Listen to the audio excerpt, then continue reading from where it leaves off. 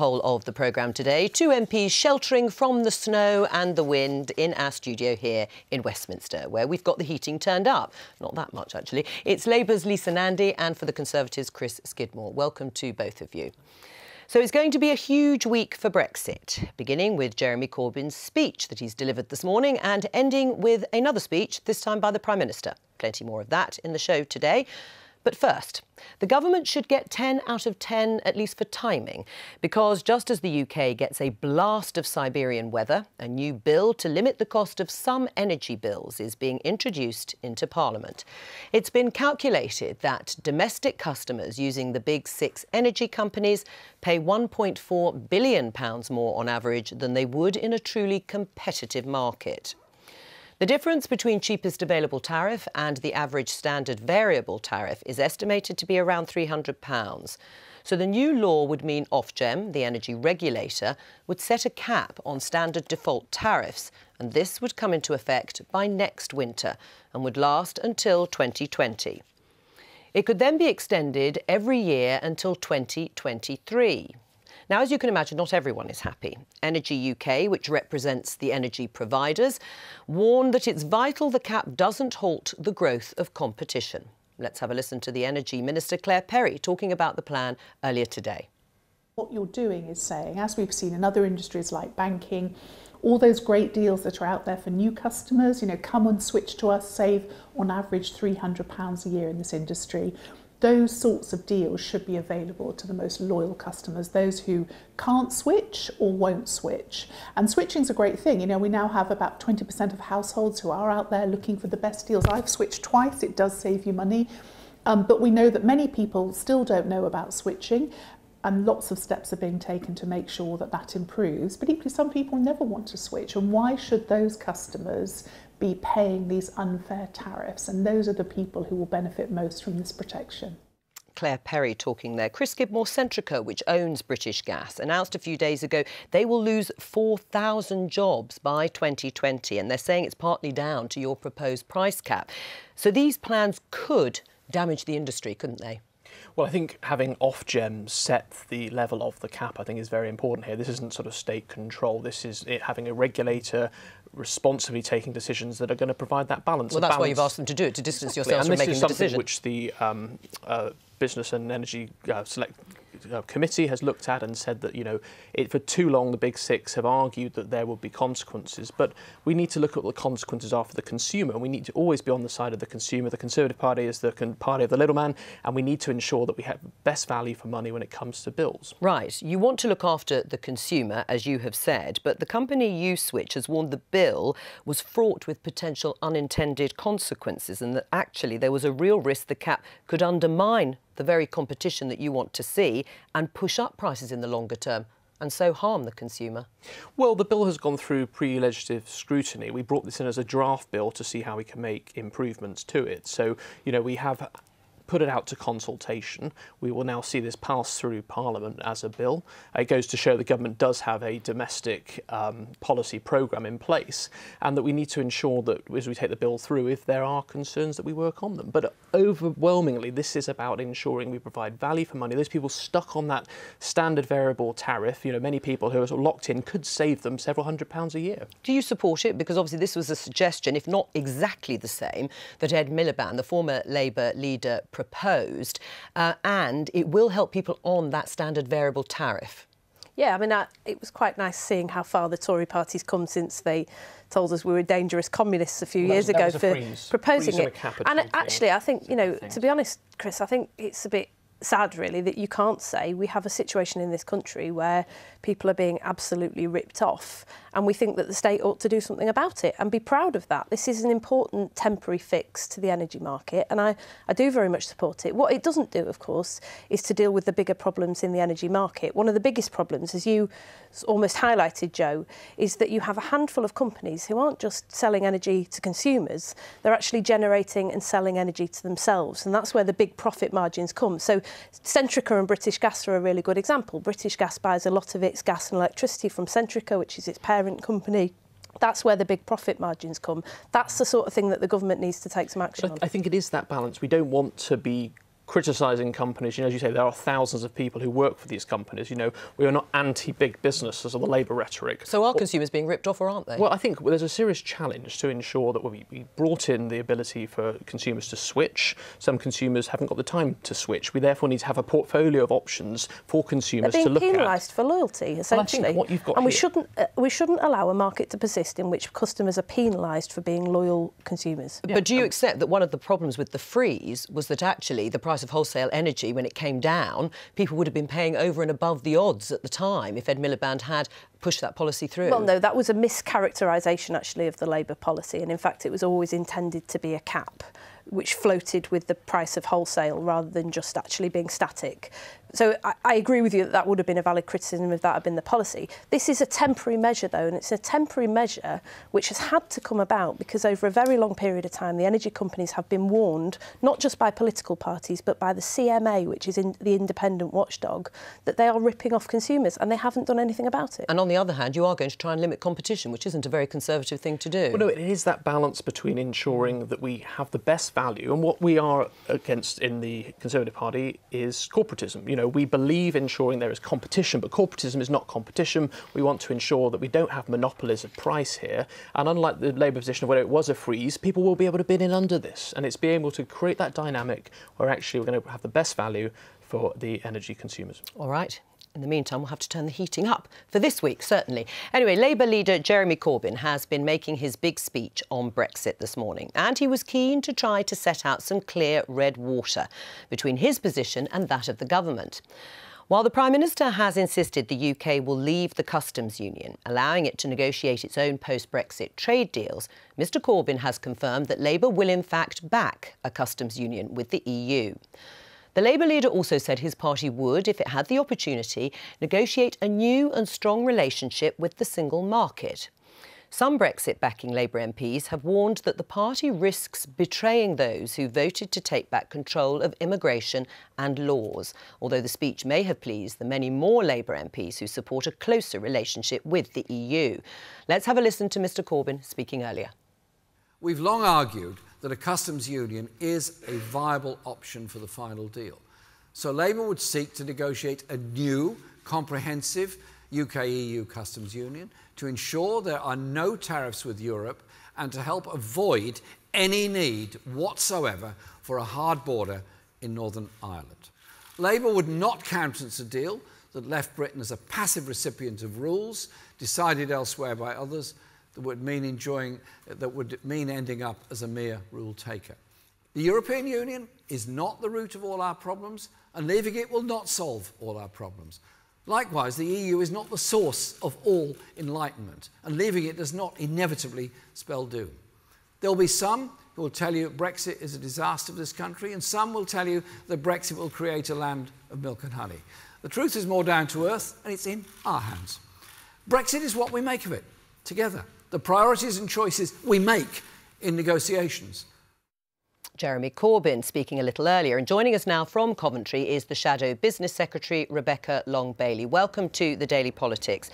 Rebecca, Labour says Britain will need a bespoke relationship of its own, that you'd seek to negotiate protections, clarifications or exemptions where necessary in order to deliver on your ambitious economic programme. So to sum up, you want all the good bits of the single market and none of the allegedly bad bits, which I think the EU calls cherry picking, and they've rejected. Well, no, I think there are certain provisions that we know undermine our workers' rights. For example, the Swedish derogation, the posted workers directives, is not in the interest of workers here in Britain, and we would want to seek that exemption. We know that a number of EU countries are currently pressing for it to be removed, and if it isn't removed, we will be pushing ahead with that. But ultimately, the message that Jeremy put forward today was that we have domestic economic problems, deep structural problems within our economy that need to be addressed. We've had significant underinvestment in particular regions over the last 7 years, and people are increasingly making their voice heard that they're not happy with this economic model. Now, we can put in place domestic interventions, and we've said that we'll do that. We're undertaking the most radical and robust industrial programme that's seen a generation in terms of investing in our infrastructure, our skills, our research and development, for example. But that will only work if we have a solid relationship with the EU that supports supports and complements our industrial strategy on our economic programme going forward. Right, so what evidence do you have that the EU would agree to all of that? I mean, this really is, as you said once, having your cake and eating it. We want to maintain the benefits that we currently have within the customs union. We want to have our cake and eat it, as do most parties in Westminster. So where's the evidence that the EU would agree to that whole long list of the domestic policies you want to enact while still retaining all the benefits of the customs union, the single market? Well, look, we've been clear from the start that people didn't vote to leave the European Union in order to have worse terms and conditions, to have lower rates of pay. We're always going to fight for a Brexit that puts our economy, jobs and businesses first, and that's what we set out to do. Now, we know that we're in a strong negotiating position with the EU. We're one of their strongest partners. We're the 6th richest economy in the world. Why would they not want to negotiate a bespoke deal with us in the same way that they've negotiated bespoke deals with other countries around Europe? So do you think then that the government has an equally strong hand when negotiating its position on the basis that you've just outlined? Well, the government doesn't have a strong position at all. They can't decide what they're doing from one week to the next. I mean, even in terms of the transition period, for example, they can't agree whether we're going to have existing terms or whether we're going to negotiate a transition period. And we've been quite clear today. So, for example, in relation to the transition period, we'll observe the current terms and conditions of the customs union and the single market so that we're not pushing businesses and workers off a cliff edge, and they're not having to undertake a new set of rules and regulations and then have to do it again once the final deal is reached. We want to provide certainty, and we know that that is not what this government is doing at the moment. But you still haven't been able to tell us long-term investment decisions. Right, you still haven't been able to. You still haven't been able to tell us why your position would be any stronger than the government's. There was a plan that came out of the Chequers meeting with 4 points that then Donald Tusk from the European Union Council rejected as cherry-picking. You're saying that by remaining part of a customs union, that our trade policy will be dictated by the EU 27. Do you accept that? Sorry, say that again. I didn't hear that. Do you accept that our trade policy will be dictated by the EU 27 if the UK is part of a customs union with the... No, and we've been very clear on that today. What we're seeking to achieve is to become part of a customs union with the EU, but that will be dependent on there being a clear forum in which Britain has a very, very strong position in agreeing to or amending any trade deals itself. But what's your evidence that the EU would sign up? But there's no evidence, Rebecca Long-Bailey, that the EU would sign up to those exemptions, clarifications and protections that you talk about. Well, we're in a very strong position for the reasons that I set out earlier. We're one of the biggest economies in the world. The EU wants to have a positive relationship with us as we want to have a positive relationship with them. And we know that we are only going to work as an economy and a European economy as a whole if we forge that strong relationship together. Right, but you've just said that the British government hasn't got a clear direction, although it's stated what it wants to do in terms of leaving the customs union. Well, except they've said they want to leave the customs union and the... Right, but they've said they want to leave the customs union and the single market, which is pretty clear. And even some of the things that they would like to see done in a bespoke deal have been rejected by the EU. So I say to you again, you say you're in a strong position, but there's no evidence for that strong position. Why do you but hang on, why do you think you can have the same relationship as Britain currently has now, but somehow give the UK a voice that's more influential than each of the EU 27, that we'd be able to influence EU trade policy more than them? Well, we're taking a reasonable and pragmatic view of our future relationship with the EU. The government has not been reasonable and pragmatic. They say they want to have frictionless trade. They say they don't want a hard border in Northern Ireland, and yet they refuse to accept that we must have some form of customs union with the European Union. We realise that we can't have that frictionless trade without some form of a customs union, and that's what we're taking to the negotiating table. But we also want to be perfectly clear that we're not going to be a passive recipient in that arrangement. We want there to be a forum, a clear forum where Britain has the opportunity to argue and fight for its future trade deals on appropriate terms that are in the benefit of our own economic interests. Isn't this just the first step of you ratting, as your colleague Frank Field said, on all those Labour levers? They voted to take back control of the money, of borders and of laws, and you'd sell them down the river to get Jeremy Corbyn into Downing Street. No. This is about taking back control and ensuring that we have full economic control. But to do that, well, you can't if you're part of a customs union. No, we have to make sure that we have a positive relationship with the EU in order to do that. We can't sell out our industrial base.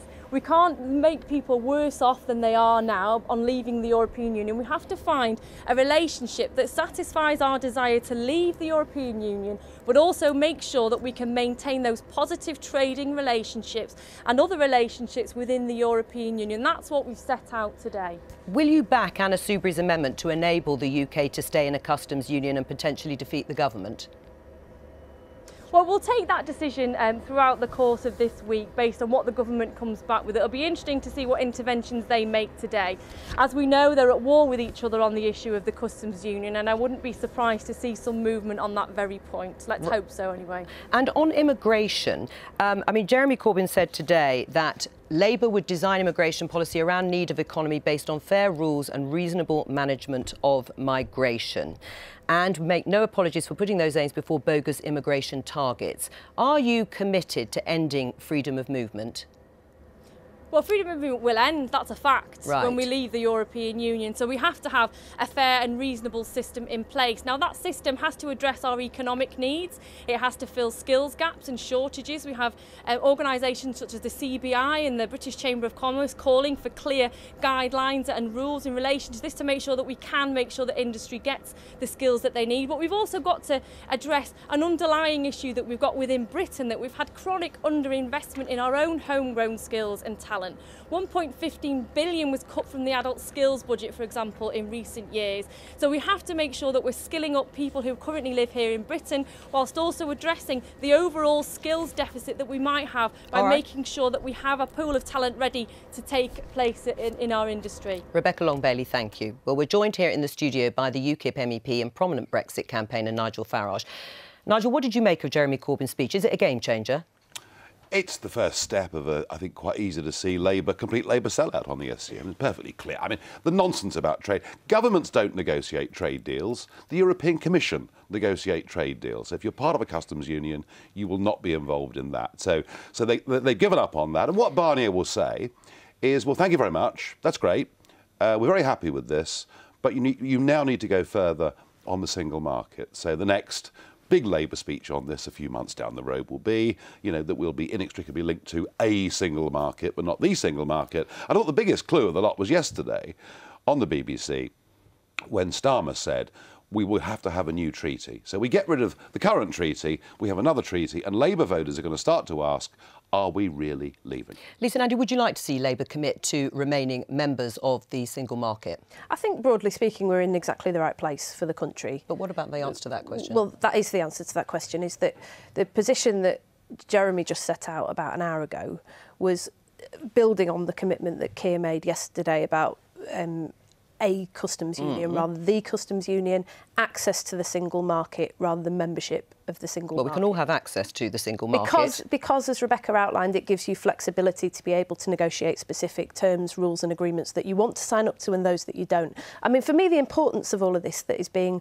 lost in all the sort of bluster and hot air is that Labour does now have a very clear position, which is that we see our future as being a high-wage, high-standard, high-quality economy that links us very closely, pegs us very closely to those standards that operate across the European Union. Right, but but Labour's policy would mean Britain would be a rule taker, and you accept that, and that is where you would be selling levers down the line. No, that's part of the negotiation. And the difficulty for Britain is that there isn't that agreement within the Tory party, even within the cabinet. So, the question is, because this is a choice really in the end, is do we want to peg ourselves very closely to countries like the US and China and trade on those terms which will push down wages in constituencies like mine, or do we want to peg ourselves much more closely to the EU? Sorry, Nigel. With open door immigration, you've had quite a lot to say hang on. about I'm going to come to you on immigration in a moment. Let me come to Chris Gibble. What do you say to that? I mean, are you confident that you will still be able to get Parliament to endorse leaving the single market and the customs union? Well, I think, first of all, this is about taking back control. People voted in June 2016 to have control over their money, their laws and their borders, and that 2/3 of Labour constituencies voted to leave. They will be outraged if they feel that our future trade policy is going to be set by the EU. The whole point of having a customs union... You know that's not true. The whole point of having a customs union means that it will exclude the ability for Britain to be able to sign independently up to the trade terms it wishes to do so. And when people realise that, when people realise that a customs union will lead to this, I think there's going to be serious consequences to the Labour Party of eroding its base. Right. I mean, Nigel Farage, your party got just under 600,000 votes in the last election. That's against 17.4 million people who voted to leave, as well as all of those, of course, who voted to remain. Why do you still get to define what a proper Brexit looks like? Nah, look, the party got very few votes because the public believed, parties like Labour, that actually the Brexit they voted for was going to happen. And now, a few months down the road, we're seeing a very different picture. There are 4 million plus Labour voters who voted for Corbyn, who genuinely want immigration reduced significantly and want us to leave the single market, the customs union, and to be an independent country. So this is a sellout by any measure. But you've always said that Jeremy Corbyn was a Brexiteer. Why wouldn't people trust him to deliver the sort of Brexit that will protect jobs and the economy, as he has stated?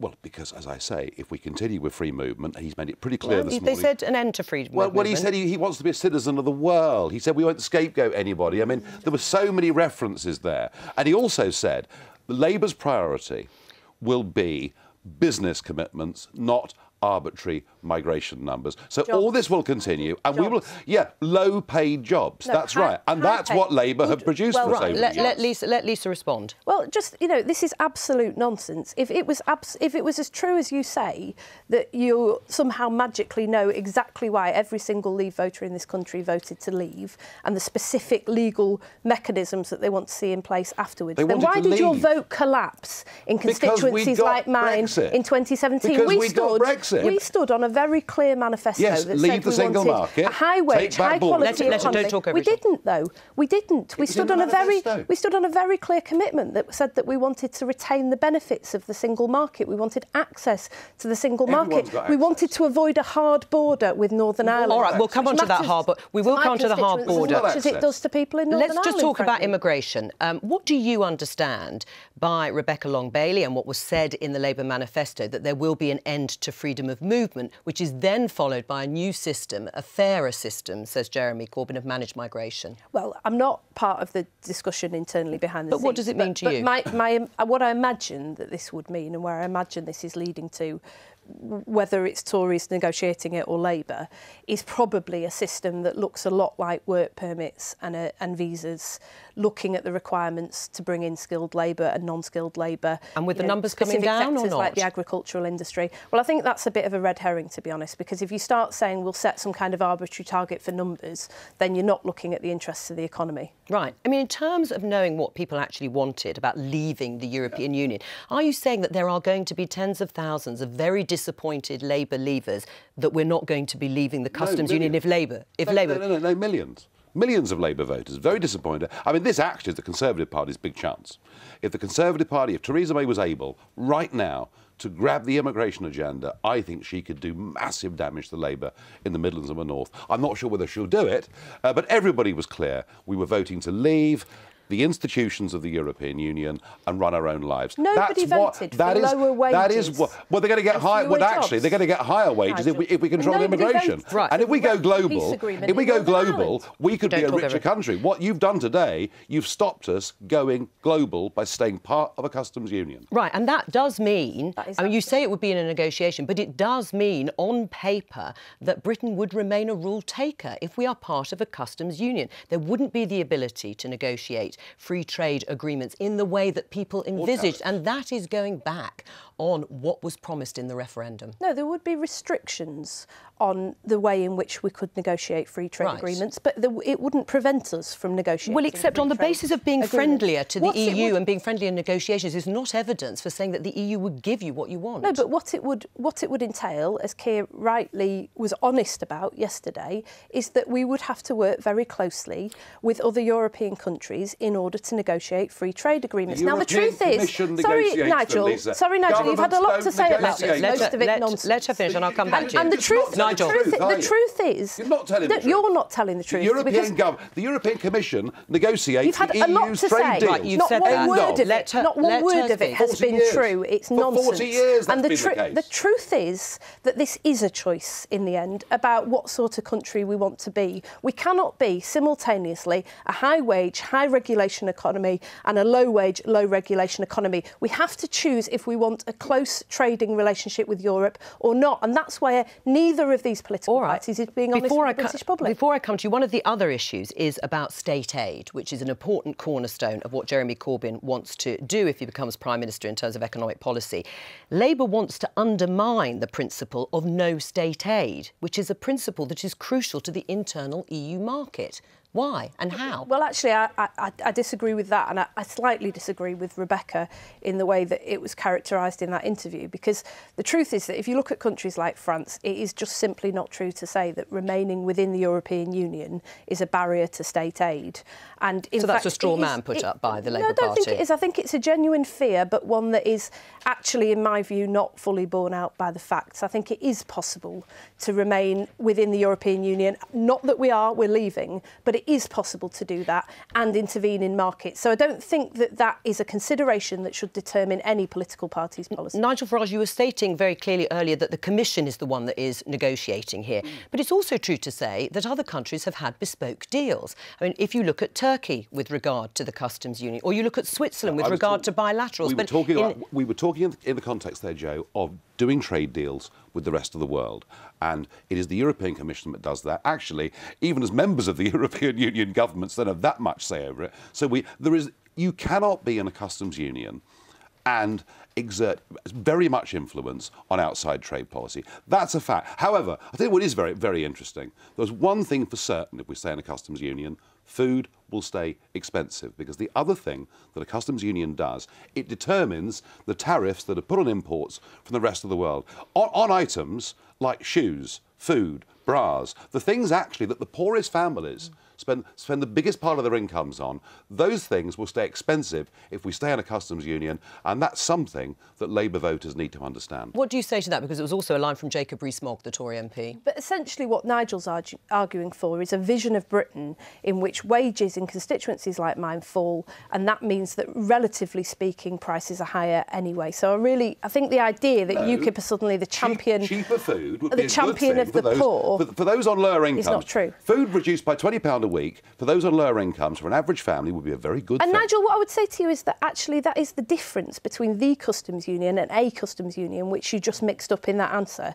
because a customs union enables you to negotiate. No, it doesn't. Yes, it does. You're either part of a legal entity called a customs union or you're not. And that is also part of the argument around the single market. And Lisa, now, would you not accept... I mean, Keir Starmer implied that, in effect, it would be the customs union. No, a customs union. Well, in effect, it would be as closer. I see what you mean. So we're looking to mirror very closely those terms so that we can have frictionless trade and help to move us forward to solving the problem that we've created in Northern Ireland. And that seems to me to be a thoroughly good thing.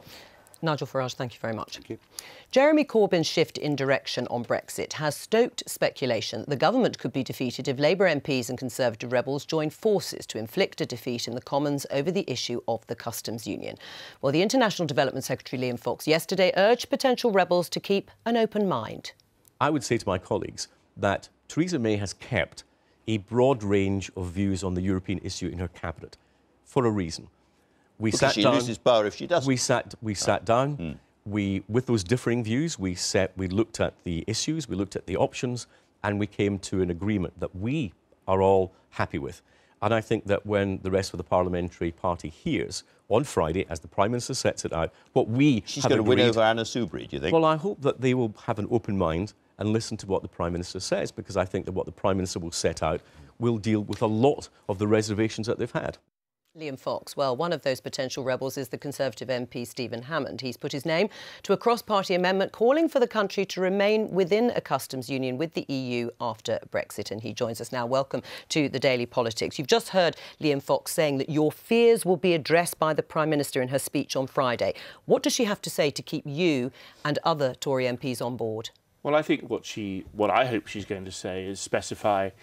I mean, we're talking a lot about a or the customs union. a customs union, could be a customs partnership or a agreement, which is party policy. I want to hear her talk about how we're going to get over non-tariff barriers, what the arrangement inside a customs union would allow us to do in terms of the deals that Liam wants to achieve. I want to hear her talk about all the sectors of the UK economy. And I want to understand that we will look at the real economics to protect what businesses and jobs in the UK needs. Will you accept anything less than the UK being part of a or the customs union? Well, I accept we're not going to be part of the customs union. All right. And this is a really important distinction. I mean, I brought with me, because I thought you'd asked me about this, the quote the Prime Minister made in her Lancaster House speech and in our party manifesto. And in our party manifesto, we are committed to a comprehensive free trade and customs agreement. Now, customs agreement could effectively be a customs union. So I am absolutely prepared to be open-minded. Should the Prime Minister say that on Friday in her speech? Well, I think, Brexit is a process. It's not just an event. And as part of that process, we've got the negotiations that's going to be taking place later on this month and next month. But as part of the speech, I think, we're talking about semantics when it comes to a versus the customs union. But the key point here is a customs union in itself binds us to a collective decision-making process within Europe when it comes to those free trade deals, which is obviously what we're not going to do. The key distinction, Chris, between A and the is the does bind us and doesn't allow us to do our own deals. A, if we negotiate, which the Prime Minister has set out she wants to do, and I hope she can achieve, will allow those deals which you and Liam and others and all of the Tory party want us to do alongside ensuring that our relationship... Although we've just established there isn't evidence that the EU would allow that to happen. Yeah, there is. Would you accept a customs union? No. No, when it very clear that actually we are looking for a partnership. A partnership is separate from a union. We are not collectively binding ourselves to the EU27 when it comes to setting tariffs that would impose higher prices on those goods coming from outside the EU. And we also want to ensure that we have those deals, with the USA, with China, with some of the big global nations. We want to be a global Britain. Right. So it doesn't sound like you're going to get what you want in terms of a customs union or partnership. If you don't, will you press ahead voting with Labour MPs, with Lisa Nandy's colleagues, to force the government to make sure the UK does stay within a customs union? Well, to be technically correct, of course, they would be voting with us, because... well, whichever way. But you'll be voting with each other. But I'd sort of bring Chris back. I think we are very close to an agreement here. I think that with a customs union, it'll be perfectly possible to agree and secure the frictionless trade and the tariff, and I hope, more importantly, the non-tariff barriers. But it will also allow us to do outside deals. And I think that the difference, I'll be looking to see what the difference between a customs union and a customs partnership actually is. Right, but are you prepared to go through the lobby with Labour colleagues? Well, I think we're as Chris has said, this is a process. We're a long way from that yet. As Liam has said, rightly, I will listen to what the Prime Minister says on Friday. Until I have that, I'm certainly not going to give a view on something that may or may not happen in May. Right, what do you make of it being turned into a vote of confidence in the Prime Minister? I'm sure that won't happen. Right, but if it were to be discussed, would that put pressure on you to change your mind about voting for an amendment to try and defeat the government on this issue? Well, I think you've heard Mr Corbyn's speech today, which was vacuous. He had nothing new to say. I think that was clear. He restated the position that he's had all the way along. He had nothing to say about the biggest sector of the economy. He had nothing to say about non-tariff barriers. He talked about the regulatory race to the bottom, which David Davis has already ruled out. So the answer, if Jeremy Corbyn is the answer, the only question is how do you destroy UK jobs, and I won't be doing anything to support that. Right. What do you say, anyway, to that characterisation of Jeremy Corbyn's speech? Well, I mean, I think Stephen has to do that to placate his own party when he's considering voting on an issue that potentially puts him at loggerheads with the Prime Minister. But the truth of this, actually, is that there is very strong cross-party agreement that a customs union could potentially solve a lot of the problems that we have. And it seems to me that we ought to be working together in a constructive way to achieve it. I don't think that the electorate would reward any political party that is seeking to make political capital out of this. Our primary concern, all of us, should be how do we advance a situation in which we are leaving the European Union and we do so on the best terms for British jobs and for Britain. One of the things that Lisa raises in terms of a solution is to the Northern Irish issue, to that border. Being part of a customs union would deal with that in a way that hasn't been, even at the end of that first phase of negotiations. Well, there's obviously somebody else making a speech today. David Lidington will be making a speech on actually how we want the Brexit process to work for all the areas of the United Kingdom, including sort of Northern Ireland, with Scotland and Wales, and how we create that sort of internal market as well. But the Prime Minister has committed at the end of phase 1 of the negotiations to dealing with this issue. We recognise that issue. But there hasn't got a solution. Well, we've committed to making sure that the Good Friday Agreement remains in place. Sure, but being committed to it, Chris Skidmore, is not the same as having an answer to how you deal with it. If we're outside a customs union, there would have to be a border somewhere, whether it's down the sea, which would, of course, break up the integrity, as the Democratic Unionists see it, of the UK, or whether there have to be border checks between Northern Ireland and Ireland, which would threaten the Good Friday Agreement. And this will be brought to a head on Wednesday when the draft legal text is published between the EU and the UK, because there's going to have to be some kind of answer. And with the draft comes the ability to then further sort of extend negotiating positions, and, it's right that we listen to, Ireland's concerns, Northern Ireland's concerns. But what's the solution? Well, the solution, obviously, is to create a border that's as frictionless as possible. And how do you do that? Well, I'm not in a position to lead the negotiations. I don't think it's no, because that is then, taking a situation. The only way you can begin to do that. When you look at the Northern Ireland situation, with the border there, we have the opportunity to look at how we can preserve the union in the Northern Ireland, but also making sure that sort of goods and services can flow freely across. No, I understand what the aim is. What I don't understand is the solution if you're outside a customs union. Well, I believe that we have the opportunity at looking there at isn't one. Trade opportunities, special passes. We've got the electronic, opportunities to looking at how we can create that border. But it's not a hard border. The Prime Minister has been very clear, and I believe the Prime Minister doesn't want to go back to hard border. All right. And we should allow the Prime Minister the negotiating space to breathe here and actually come up with a decent solution. Right. How concerned are you about your colleagues like Stephen Hammond, who will vote against the government if there isn't some indication of a customs union in the speech? Well, I was a minister taking through the EU withdrawal bill late last year when I looking at sort of devolution aspects in the Cabinet Office, and we had, I think, 60 amendments, of which there was one defeat.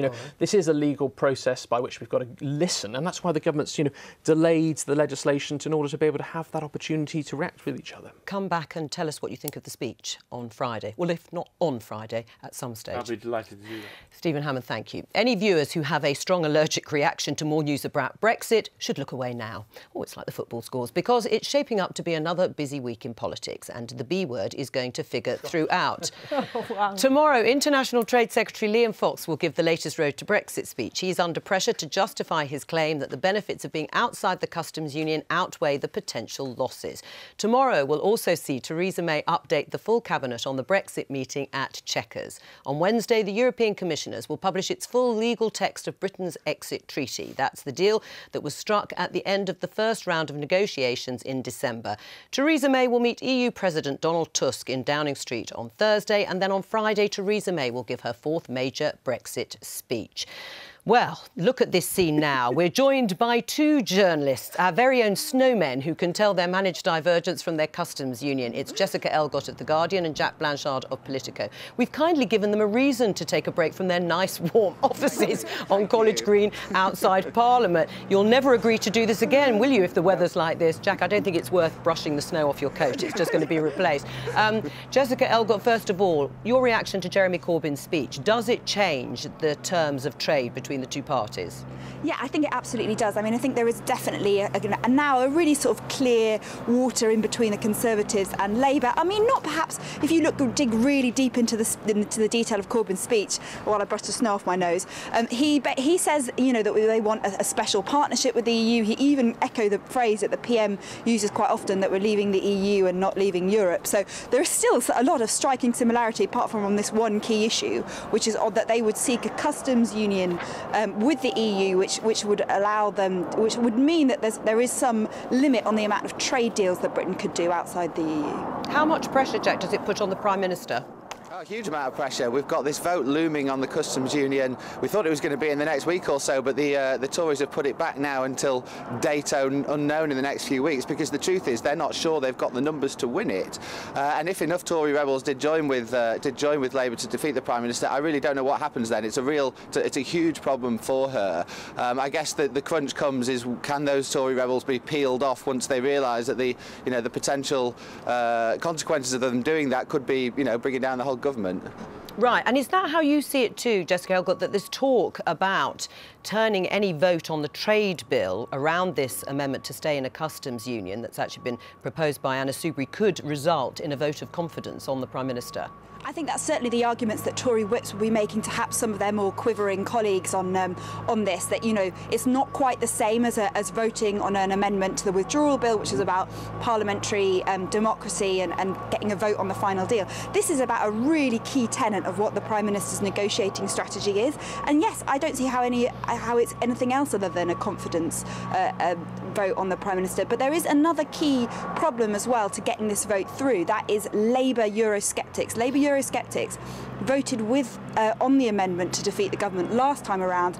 This is a very different ask for them, and it'll be up to the Labour whips to make sure that they can keep them in line as well. What does it do, Jack, to the Labour MPs, the 80 Labour MPs or so, who would like Jeremy Corbyn to actually go further than just saying the UK would remain in a customs union under Labour's policy, but actually that Labour should confirm it would remain in the single market? Well, it's a step in the right direction as far as they're concerned. They obviously want Corbyn to go much further than that.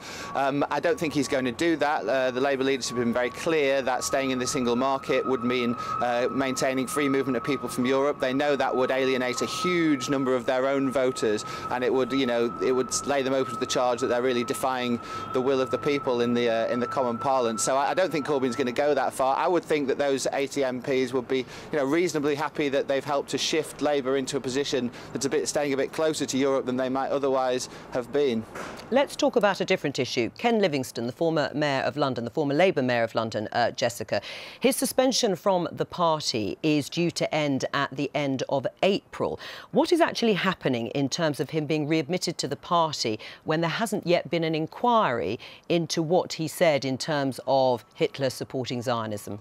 I think technically what would happen is if there's someone who is suspended as a member, then once their suspension ends, then they continue to be a member. So the problem that Labour MPs, who are some of whom are incredibly opposed to Ken Livingstone being readmitted, is that the control of the NEC, which is Labour's sort of governing body, which decides on a lot of these matters, who could decide on whether to have an inquiry into this, is now very much controlled by supporters of Jeremy Corbyn. That doesn't necessarily mean that they're supporters of Ken Livingstone, but I think that, those who want to push Ken's suspension have got a bit of a task on their hands. And I have to say as well, I was told by someone in Labour HQ some weeks ago that they had no doubt that Ken Livingstone was coming back into the party. All right, thank you both very much. Quickly, run back inside. Are you in favour of Ken Livingstone being readmitted to the party? No, I think he should have been expelled in the first place. Right.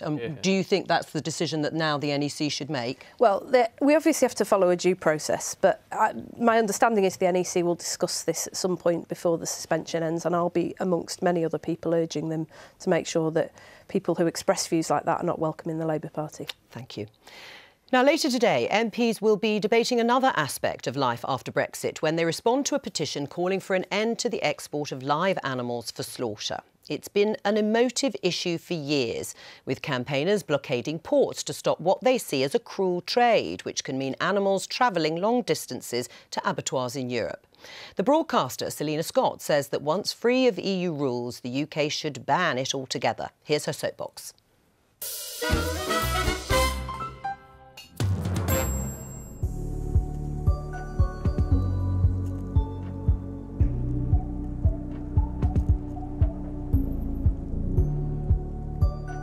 I have a farm in this beautiful corner of North Yorkshire. My life these days is tied to the seasons and the farming calendar. Soon it'll be spring, and in these fields all around here there'll be newborn lambs frolicking in the fresh air with their mothers. The life of a lamb, unfortunately, is a short one. Once they're a year old and after fattening, they're taken to the local market and sold for slaughter, or worse.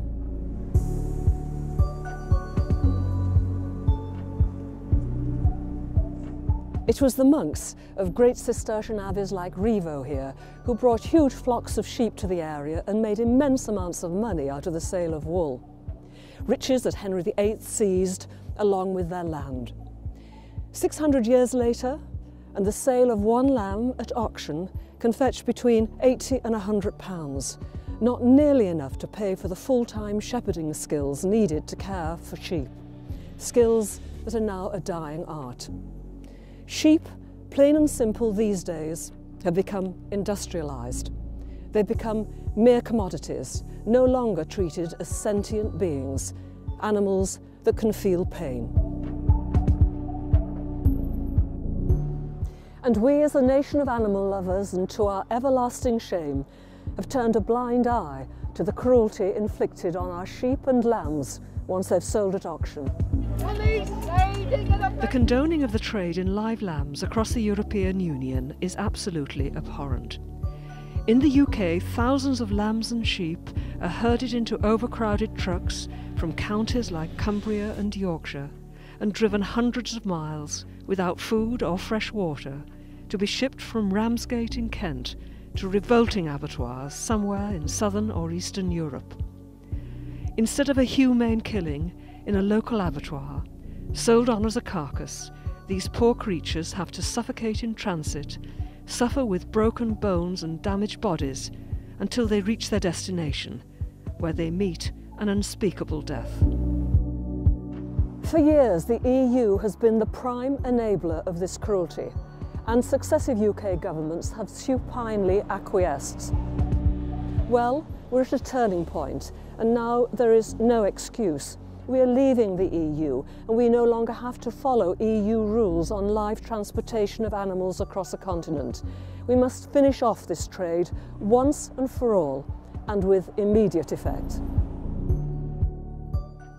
And Selina Scott joins us now. Welcome to the Daily Politics. Selina, what do you say to those within the farming industry itself who say that leaving the EU will put their industry at risk? Well, first of all, Jo, a lot of farmers, I'm not talking about dealers, but a lot of farmers do not like this business, do not want this business of their animals going off like this. They send them to market and they sell them. There's nothing that they can do about it after that. The other point that should be made is this is still a very marginal trade. 1 in 300 sheep is sent to Europe and to far-flung places further on from Europe. But even so, it's a horrific trade. It's a filthy business. I talked about sheep there. Calves are being sent, unweaned calves from Northern Ireland, spent 6 days in trucks going all the way to Spain. I mean, how can anyone, I mean, if as a nation, do we care about the animals that we put into these situations? Do we care that they suffer? And that's basically the question. Farmers, I think, are on the whole behind it, but, you know, it's down now to the politicians to do something about it. Right, but, I mean, do you accept that actually there are some journeys that are going to France and Belgium, abattoirs, for example, might be shorter than going to other parts of the UK? No, the fact is, we're talking about welfare here. If you send any animal over a long distance, over water, you don't know where they're going to end up. Yes, a farmer can send his animals, her animals, to an abattoir in France if they live in, say, Wiltshire or wherever. It can then be re-exported. It can be re-exported to, for example, Turkey. The other day, a Brazilian court stopped the live transportation of animals from Brazil to abattoirs in Turkey because of the grotesque conditions that Turkish abattoirs put their animals through. All right. This is happening. It's been happening for 40 years. What's the government doing about it? Because they've said once the UK has left the EU, there will be the possibility to consider further measures in this area, which sounds rather opaque. Well, Michael Gove has obviously taken the running on this and realised that actually once Brexit happens, we'll have the opportunity to create our own separate new public body that will look at environmental standards and animal welfare. And should live exports be banned? I think, you know, Selina's made an incredibly powerful and compelling case here. The government's already taking through legislation to bring in CCTV in abattoirs in this country, but then you've got that balance that she's just mentioned about actually, obviously, if those standards won't be there abroad. So we'll have higher standards in the UK, and it may be right that we want to look at this going forwards. Right. To actually say this is something that could be an enormous benefit of leaving the European Union. So you're warm to the idea? Absolutely. Right. And you, Lisa? Very warm to the idea, but it's not quite true to say that there's nothing that we can do at the moment, because although it's right to say that the single market potentially prevents us from banning live exports of animals, it doesn't prevent us from putting stricter standards in place to the current system that we've got at the moment. And I'd quite like to see us do something now rather than wrangle about what we do in the future. with a view to trying to end this practice. Do you agree with that, Selina, that actually more could be done now without leaving the EU? I think it should be stopped right now. What is stopping us from saying, right, in an agricultural bill, now, stop it, finish it? It's been going on for 40 years. I mean, this is a country that thinks of itself as a nation of animal lovers.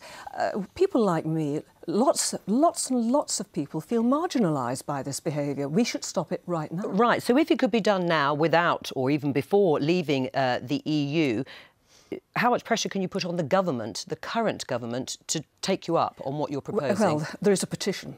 If anyone is listening to this now and wants to sign this petition, it's petition 200-205. Go onto the Parliamentary Petitions website, put your name to it, because it's the power of the people that's going to change this finally. If it's left, I have to say, if it's left to the politicians, we'll argue about the rights and the wrongs, whether farmers want it, whether dealers want it. Well, we'll allow unscrupulous people to take advantage of this transition period we're supposed to be going through after Brexit, and that's not good enough. Except the Scottish Government is not very keen on what you're proposing, and they, of course, want to also stay in the EU. They say it would damage the livestock industry there, so you will not have their support.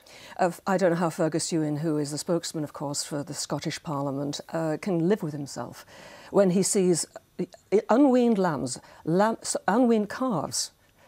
unweaned calves taken off their mothers and put into trucks and spending 6 days travelling. How can a man like Fergus Ewing get up in the morning and say he's doing his best? Because he will say, and I'm not a spokesman for the Scottish Government here, but he will say it will damage the livestock industry in Scotland. Yeah, well, there's certain regulations that's got to be brought in, of course. The English system has subsidies which are given to farmers for acreage. They don't have to raise animals to get the subsidy. In Scotland, it's different. It's on per head of sheep, per head of cattle. And eventually, this has all got to be brought into line. It's up to the politicians to work out how Scotland comes into line with England and how England comes into line with Scotland. Right. The most important thing is welfare of animals. Selina Scott, thank you. Now, you may be aware of the campaign to give 16-year-olds across the UK the right to vote. It's been endorsed by the Labour Party, among others, although it's opposed by the government, which argues the voting age should remain at 18. But one campaigner says he wants it to go even lower, although we suspect he may just be trying to make a point. We're launching Votes at 12. Did you know that at age 12 you can have your ears pierced? You're legally allowed to buy a spoon, but you're not allowed to vote for your future. We think that's wrong. We think that that's a societal injustice on the level of women's suffrage and working class suffrage. We need to deliver children's suffrage. Sign up to our campaign to show your support and share this video to make sure the world can hear about our vital campaign, about our vital rectifying of injustice, about our vital movement and message. And the man you saw there launching his campaign, which we assume is satirical, is Tom Harwood. He joins us now, as does Liam Preston from the YMCA, which is campaigning entirely sincerely, I think, for the voting age to be lowered to 16. So, is it a joke? I think it raises a really important point. And that point is that a lot of the arguments about votes at 16, in fact, almost all of them, can actually be applied to 12-year-olds. You might say that 12-year-olds aren't allowed to buy alcohol, buy cigarettes, drive, get married, fight for their country, marry without permission, all of these things. But that's true of 16-year-olds as well. And really, when we look at the issue of lowering the franchise, we need to rest it on what we consider to be an adult in this country. And so lowering it to 16 would really raise a lot of difficult questions about what 16-year-olds' responsibilities and rights are. Right, what do you say? Well, it's a very good stunt. I think it's raised awareness of the actual issue that we do need to have votes at 16. I think the reality behind this issue is that young people at 16 and 17 are mature enough to vote, they're well educated enough to vote, they already engage in the types of issues that are debated at elections, and when they're given the opportunity, like in the Scottish referendum, they will come out and register and they will come out and vote. So I don't see why we're not lowering that to that franchise and giving them a chance to really have a say in their society. Chris Goodmore? Well, I think that it is a question of, what age do you become a citizen? Right. What is the franchise? 16 is the suggestion. Well, I think you've also got to remember, at 16, people can already register to vote. They can't vote until 18. In Scotland, obviously, they can vote in local elections at 16, but they can start to register at 14. But this system, maybe registering at 10. And you've got to ask, to what extent is there a safe space for people to grow up without being sort of bombarded with political messages from politicians? And I think that when you look at the rest of the world, only 5 countries, Nicaragua, Ecuador, Argentina, Austria and Brazil, that actually have votes at 16. Most of them have 18. Right, Lisa Nandy. I think, it's quite a clever stunt, but it sort of misses the point. We mature at different ages. You don't suddenly become an adult overnight. You can be held criminally responsible for your actions from the age of 10, and then we have a whole series of different things that you can do at different ages, going all the way up to 18 or 21 in some cases. And it seems to me that actually what we're arguing about is a question of where you strike the right balance. But for me, the question has always been, when we've extended the franchise, it's traditionally always been a good thing, and the question shouldn't be why do it, but why not? And in the case of 12-year-olds, I think there are some arguments why not. In the case of 16-year-olds, frankly, I can't see any. Right, you're missing the point. What would you say the arguments for not extending it to 12-year-olds are? Because I'd say that most of them could probably be applied to 16-year-olds. We heard just now that 16-year-olds have the right political knowledge and education, and that's true, but I don't think that we should be basing the franchise on whether people have knowledge and education. I think that's a terrible way to decide whether people should be allowed to vote or not. Can the same arguments be applied to 12-year-olds as 16-year-olds? No, I think when you're 12, you're in a very different place in life than when you're 15, 16, or 16 and 17.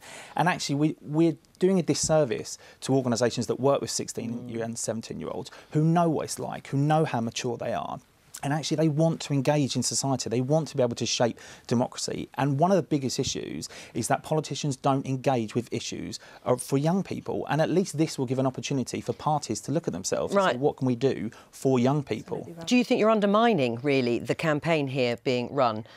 Not at all. I think that if anything undermines the campaign, it's people who campaign for votes at 16-year-olds comparing themselves to the suffragettes or extending it to working class people. Well, I mean, the issues. You might not have done, but many campaigners have done, and I think that that's what I'm trying to satirise really here, because there isn't the same systematic discrimination against the marginalised groups in the past against 16-year-olds and 17-year-olds today. But they are more affected by the decisions, many of the decisions that we make or don't make. So climate change is a really good example. If we don't deal with climate change, that generation will be more affected than mine. And 12-year-olds will be even more affected. Sure, so, and 6-year-olds even more affected. But generally speaking, we don't accept that 12-year-olds operate independently. They do tend to still have to have somebody at home looking after them. They don't tend to go out very much by themselves.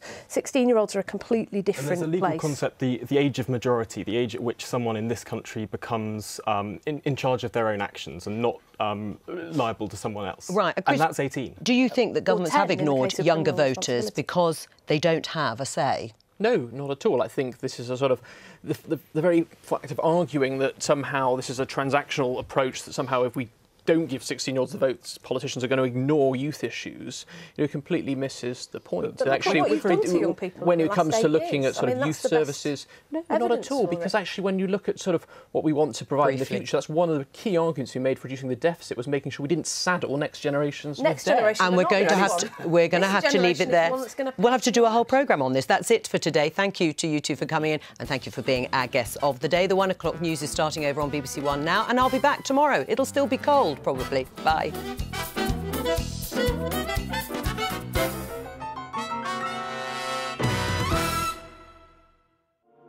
Throughout human history, objects, images and buildings have been made, capable of startling us out of our daily lives. They have entranced us, puzzled us, and even provoked us into destruction. We are the art-making animal, and this is what we've made.